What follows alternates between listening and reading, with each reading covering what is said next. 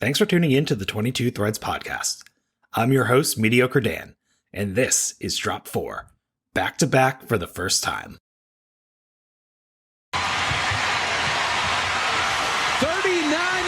Connecticut is perfect!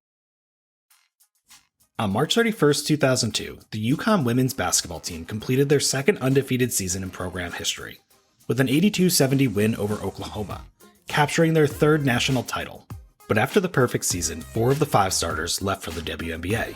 Sue Bird, Swin Cash, Asia Jones, and Tamika Williams, all of whom were top 6 draft picks, leaving Diana Taurasi as the only returning starter. Coming off the national championship, UConn opened the 2002-2003 season ranked number 6 in the AP poll. After dismantling Wright State in the season opener, UConn traveled to Raleigh to face NC State in the first ever rendition of the Women's Jimmy V Classic, an event UConn would win 10 times over the next 2 decades. UConn rolled to a 78-50 victory. The Huskies continued to run through their non-conference slate, breezing to an 11-0 record and setting up their first big test of the season with a game versus the 5th-ranked Tennessee Lady Volunteers in Hartford, Connecticut. In front of a sold-out crowd of more than 16,000 in the Hartford Civic Center, UConn rallied from an 8-point deficit late in the second half to secure a 63-62 overtime win, including 25 points from Diana Taurasi and a 3-pointer that sent the game into OT. The win was UConn's 51st in a row, only 3 shy of the 54 consecutive win record set by the Louisiana Tech women's team from 1980 to 1982. The Huskies won at Seton Hall 53-48 to tie the record, and then defeated Georgetown 3 days later in Hartford by 23 points for their record-breaking 55th straight win. And on February 1st, ranked second in the AP poll, Connecticut traveled to Cameron Indoor Stadium to take on the number 1 ranked Duke Blue Devils. It wasn't much of a match. UConn led by as much as 28 points in the contest and would go on to win comfortably by 12, 77-65. The Huskies wouldn't lose a game in the regular season and entered the Big East tournament on a 68-game winning streak. UConn would roll through the first 2 games of the conference championship, easily dispatching Seton Hall and Virginia Tech, picking up their 69th and 70th straight wins. In the championship game, Connecticut would face the 14th-ranked Villanova Wildcats, who they had already handled easily earlier in the year by a score of 58-38. And UConn was looking to win its 10th straight Big East tournament title. But Villanova came to play. Despite trailing by 9 points in the second half, Villanova kept fighting. They used a 13-0 run late in the game to overcome a deficit and take a 4-point lead with 4 minutes to go, the margin by which Villanova would win, 52-48. The loss snapped UConn's winning streak at 70 games, which was the second longest in Division I history at the time, behind only the UCLA men's 88 straight wins, a record UConn would topple a decade later. As the number 1 overall seed in the NCAA tournament, UConn steamrolled their first 2 opponents on their home floor at Gampel Pavilion. They beat Boston University 91-44, and 2 days later sent TCU packing with an 81-66 victory. The Huskies advanced to the regionals in Dayton, Ohio, where they handily beat Big East Conference mate Boston College 70-49 in the Sweet 16.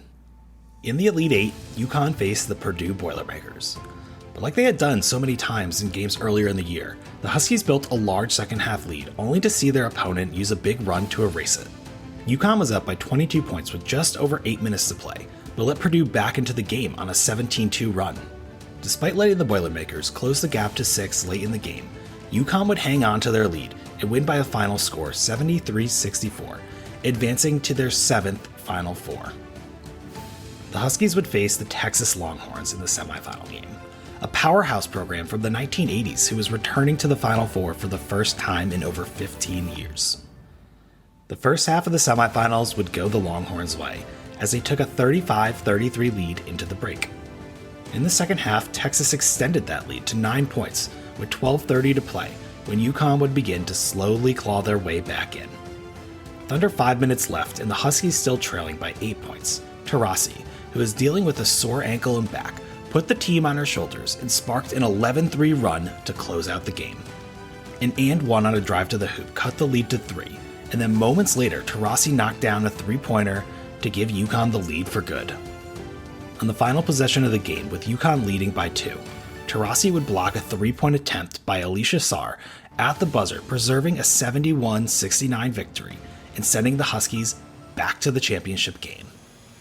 The title game would feature a rematch with Tennessee of their epic game in Hartford from earlier in the season. UConn was in control of this one from the opening tip.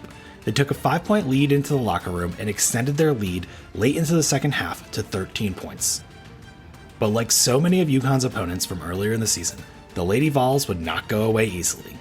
After fighting back, Tennessee trailed 71-68 with just 21 seconds left. Freshman Ann Struther would step up for UConn, making 2 key free throws to give UConn a 73-68 lead. And after Ashley Battle stole the ensuing inbound pass, the Huskies ran out the clock on the Volunteers. The victory was UConn's 4th national championship in program history, and their first time going back-to-back, a feat they've accomplished 6 times. In 2003-2004, all 5 starters from the previous season returned, and UConn went on to win their 5th national championship, their 4th in 5 years and 3rd in a row. After the 03-04 season, Diana Taurasi, the key piece in Connecticut's first dynasty, was the number 1 overall pick in the WNBA draft. Thanks for checking out the podcast. Make sure you're subscribed wherever you're listening today. And as always, likes, shares, and ratings go a long way. You can catch Drop 5 next week, same time, same place. Until then, let's go Huskies.